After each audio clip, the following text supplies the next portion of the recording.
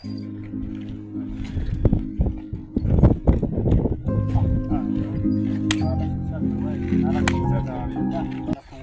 pale nimechelewa.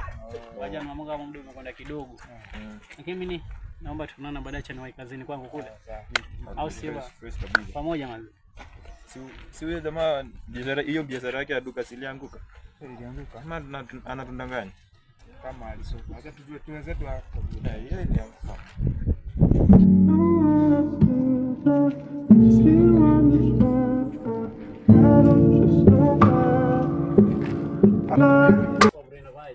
Kwani unakuja kwa duka kwani hujafungua?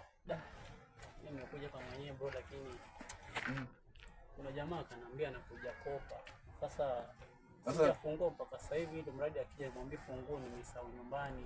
Na sasa mimi nataka kununua kwa Baada kuondoka wewe. Kwani ufunguo wangu hii chupa ndiacha hapa kitambo sana hivi. Sasa mzee baba vipi? Sio unataka tu ziwe kitu baba. Sasa usitulie kuna jamaa kukopa.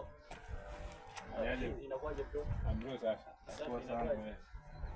So bro, hiyo issue yangu jana tulikuwa tunaongea. Sana ageni kiasi sana nilikuwa naomba usaidie unga. Tumekuja huko na pia. Sasa kama inawezekana msaidie. Sasa brother, mimi nataka nikwambie kitu. Ili dukanangu mpaka leo sijalifungua ni sababu ya hawa kukopa. Kwani limeisha? Huyu leo namdai 10,000. Lakini kuko mtangazo. Si ulikuwa tumeongea kisiri sisi kwenye deni hakuna, hii ni biashara. Ili leo kesho. Lakini si jana ungeniambia. Jana ungeniambia basi ungenikataza. Mbona tulisikizana ukae? Mimi hata sasa hivi wageni wanajua tu inafaa nini. Na sasa wewe kwa vitu ya kopo unakuwa mkali. Sasa kama si angeniambia basi ungeniambia. Sasa ngoja nimuulize swali. Sasa baba wewe. Au umenifanyia makosa. Hiyo ungeniambia jana juu wageni wamengoja. Hiyo hujafanya vizuri. Unalika wageni na una pesa. Hiyo tulisikizana jana. Ningekuwa nimepata means zingine.